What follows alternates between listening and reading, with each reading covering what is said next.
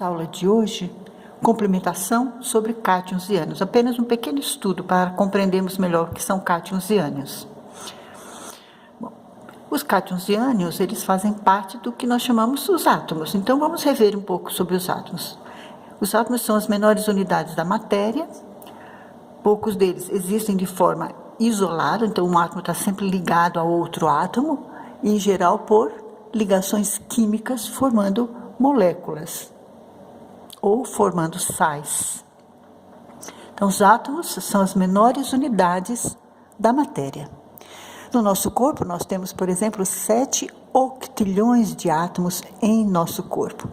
E esses átomos são trocados, cerca de 98% deles, todo o ano. Entre eles, nós temos carbono, hidrogênio, nitrogênio, oxigênio, enxofre, fósforo e assim por diante. Poucos átomos existem, então, de forma isolada. Só os gases nobres são assim.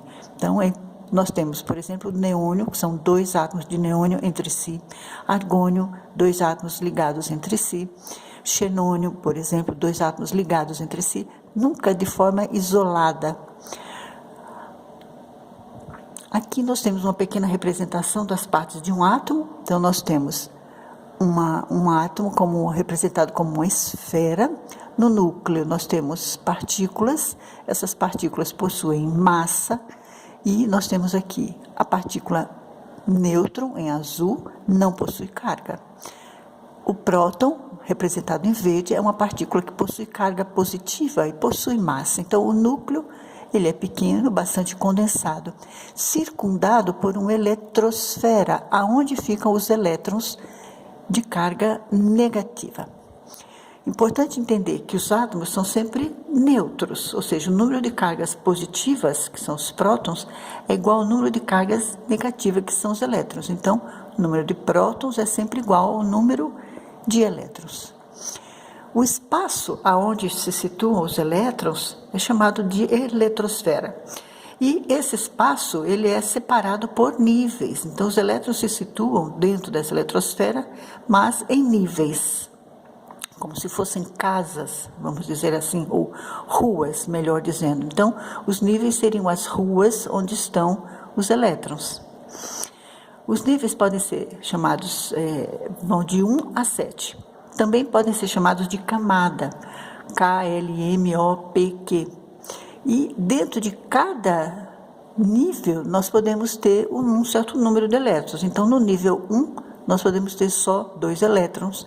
No nível 2, nós podemos agrupar 8 elétrons. No nível 3, 18.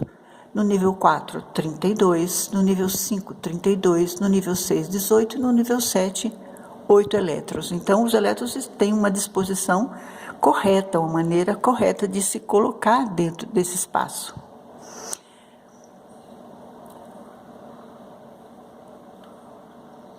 Vamos ver, então, o que são átomos e o que são elementos químicos. Átomos, nós já sabemos, são as menores partículas que compõem os elementos químicos. Cada elemento químico contém um número diferente de prótons e de elétrons. Então, o que diferencia um elemento químico de outro? O que diferencia o carbono do enxofre?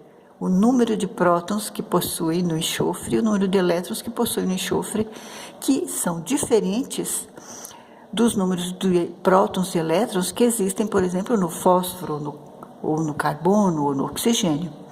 Por exemplo, os átomos de hidrogênio possuem apenas um próton e um elétron.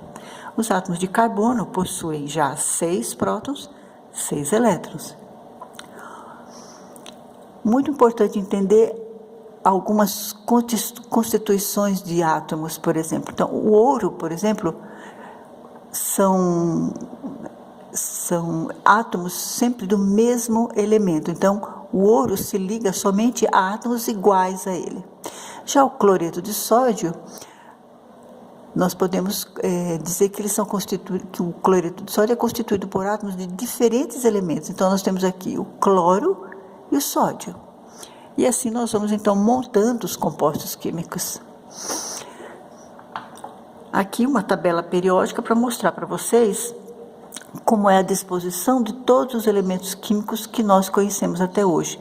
São conhecidos 183 elementos químicos E eles estão distribuídos por famílias. Então, nós temos aqui a família 1A, 2A, 3A, 4A, 5A, 6A, 7A, 8A. 8A é a família dos gases nobres. E nessa família do meio, aqui em rosa, nós temos a família dos metais alcalinos, ou os metais de transição. Aqui os metais alcalinos, aqui os metais alcalinos terrosos, aqui os metais de transição. Aqui os semimetais, e aí cada família em particular aqui tem o seu próprio nome. Por que na tabela periódica existe aquele número 1A, 2A, 3A e assim por diante? É porque 1A significa que na sua última camada, no seu último nível, todos esses elementos químicos possuem um elétron na última camada. Então, o que eles têm em comum? Não importa quantos elétrons eles tenham ao todo, aqui, por exemplo, o hidrogênio tem 1, o sódio tem 11, potássio 19, o rubídio 37, o césio 55, o frâncio 87. O que importa é que, colocados todos os elétrons nos seus níveis, na última camada sempre sobra um elétron. Aqui a família 2A, a mesma coisa. Na sua última camada, nós temos sempre 2 elétrons, não importa o número de elétrons que todos tenham no total. Por exemplo, o berílio tem 4, na última tem sempre 2 elétrons. Magnésio tem 12, mas colocado todos os elétrons nos seus níveis, sobram sempre 2 elétrons na última camada. Na família 3A, 4A, 5A, 6A, 7A, a mesma coisa. Na família 3A, sobram 3 elétrons na última camada. Na família 4A, sobram sempre 4 elétrons na última camada. Importante entender que esses elétrons na última camada, eles precisam respeitar a chamada regra do octeto. Essa regra estabelece que os átomos dos elementos, eles ligam-se uns aos outros na tentativa de completar a sua última camada, chamada camada de valência, com 8 elétrons. Então, o que faz um átomo para atingir esses 8 elétrons? Quando, por exemplo, ele só tem um elétron na última camada, ou quando ele tem 5, ou quando tem 6. Então, para atingir os 8 elétrons, cada elemento precisa ou ganhar ou perder elétrons nas ligações químicas que eles vão fazer. Dessa forma, eles adquirem os 8 elétrons na sua última camada. Como um átomo ganha ou perde elétrons? Bom, em algum momento, o átomo ele pode perder ou ele pode ganhar elétrons. Isso para atingir o seu octeto. Essa transformação, então, de ganhar ou de perder elétron, o átomo ele se transforma num íon, mais especificamente cátions e ânions. Essa transformação que nós chamamos, ela é fundamental para entender e para que ocorram as ligações químicas. Então vamos ver aqui, cátions e ânions. Quem é o cátion? É aquele átomo que perdeu um elétron, ele vai se transformar num íon positivo, e ele vai ter mais prótons do que elétrons no seu total, porque o elétron da eletrosfera foi perdido, e lá no núcleo ficaram os prótons, então ele tem mais prótons que são carga positiva. Então, cátion é aquele que tem carga positiva. Quem ganha o elétron transforma-se no íon negativo, então ele vai ter mais elétrons do que prótons, e ele vai ser chamado de ânion. Quem é que perde e quem é que ganha elétrons? Os átomos dos elementos da família 1A, 2A e 3A, eles perdem elétrons. Então, a família 1A perde aquele 1 elétron que ele tem na última camada. Os elementos da família 2A perdem 2 elétrons que tem na última camada. Os elementos da família 3A perdem os 3 elétrons que eles têm na última camada. E quem ganha esses elétrons? Os elementos da família 4A, eles vão ganhar até 4 elétrons. Os da família 5A ganham 3, para completar 5 mais 3, 8 elétrons. Da família 6A, ganham 2, porque 6 mais 2 dá 8 elétrons, que é respeitando a regra do octeto. A família 7A ganha 1 elétron, 7 mais 1, 8 elétrons ao final. Os elementos da família 3B a 2B, eles vão perder sempre elétrons. Só que essa perda, ela vai variar. Ele pode perder 1 elétron, tem átomos que perdem 2, tem átomos que perdem 3, tem átomos que perdem até 4 elétrons. Então, o ferro, por exemplo, ele pode doar 2 elétrons, pode perder 2 elétrons e vai formar o cátion Fe mais 2, chamado cátion ferroso. Mas ele também pode perder 3 elétrons e formar o cátion Fe mais 3, chamado cátion férrico. Mesma coisa para o cobre. O cobre pode doar 1 elétron, formar o cátion cobre mais 1, chamado cátion cuproso. Mas ele também pode perder 2 elétrons e formar o cátion cobre mais 2, chamado cátion cúprico. A prata, por exemplo, pertence à família dos elementos de transição, mas ele doa sempre só 1 elétron, formando sempre o cátion Ag mais 1. Aqui então uma pequena representação. Aqui eu tenho um átomo com seus elétrons. Se ele doou elétrons, ele se transforma num cátion.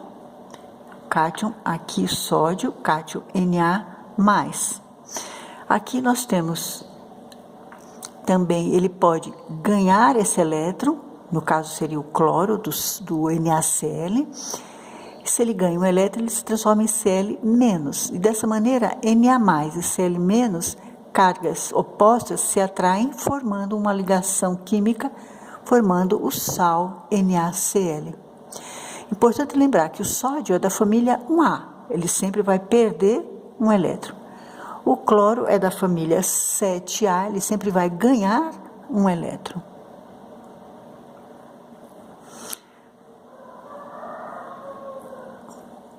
Um átomo sempre pode perder ou ganhar mais do que 1 elétron? Pode sim. Exemplos desses íons formados pela perda ou ganho de mais 1 elétron são, por exemplo, o cátion magnésio. Então, aqui ele perdeu 2 elétrons. O cátion cálcio perdeu 2 elétrons. O cátion bário perdeu 2 elétrons. O cátion ferro perdeu 3 elétrons. O ânion enxofre ganhou 2 elétrons. O ânion nitrogênio ganhou 3 elétrons. Nós também podemos formar íons com mais do que um tipo de átomo. Por exemplo, 2 ou mais átomos podem se combinar para formar um íon com carga positiva ou um íon com carga negativa, um cátion ou um ânion, mas usando átomos diferentes entre si. Então, por exemplo, aqui nós temos o chamado íon hidróxido. Ele é formado pelo átomo de oxigênio e pelo átomo de hidrogênio. O oxigênio é da família 2B, da família 6B. E o hidrogênio da família 1A. Então, o hidrogênio só vai doar 1 elétron e o oxigênio precisa receber 2. Então, no final, o oxigênio continua precisando de 1 elétron. Isso é formado o íon hidróxido. Nós temos também o íon cianeto, formado por carbono e nitrogênio. Nós temos aqui o íon sulfato, formado por enxofre e oxigênio. Fosfato, formado por fósforo e oxigênio. O íon carbonato, formado por carbono e oxigênio. Íon amônio, formado por nitrogênio e hidrogênio. Como é que nós formamos os compostos? Usando cátions e ânions. Vamos ver um aqui. Vamos formar o composto cloreto de magnésio, hoje muito usado, com muitas propriedades sendo descobertas sobre ele. O magnésio é da família 2A, então 2A ele vai perder 2 elétrons, transformando-se em Mg mais 2, 2 cargas positivas. O cloro é da família 7A, então ele vai ganhar 1 elétron, cada átomo de cloro ganha somente 1. Mas o magnésio pode doar 2 elétrons, então ele doa 1 para um cloro. E o outro elétron ele doa para outro cloro. Então, para formar o cloreto de magnésio, eu preciso de um átomo de magnésio e 2 átomos de cloro. Note que as cargas, elas se anulam. Então, isso aqui eu tenho mais 2, tem que ser igual a 2 cargas negativas, porque o sal aqui formado é neutro. Um outro exemplo é o composto óxido de alumínio, Al2O3. Como se forma esse composto? Então, o oxigênio é da família 6A. Então, ele vai ganhar sempre elétrons. Quanto? 2, porque ele precisa de 2 para completar 8 elétrons, respeitando a regra do octeto. O alumínio é da família 3A, então ele vai doar 3 elétrons. Então, o oxigênio precisa ganhar 2 e o alumínio doa 3. Como é que se formam compostos a partir deles? Então, o alumínio ele vai doar 2 elétrons para o oxigênio.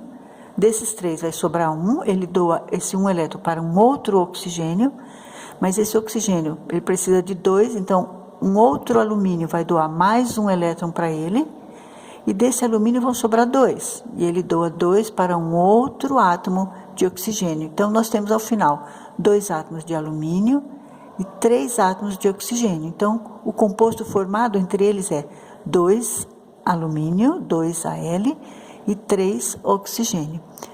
Observe que as cargas, elas têm que ser, a somatória tem que dar 0. Então, as cargas positivas têm que anular as cargas negativas, porque o número de prótons aqui, o número de cargas positivas, tem que ser igual ao número de cargas negativas.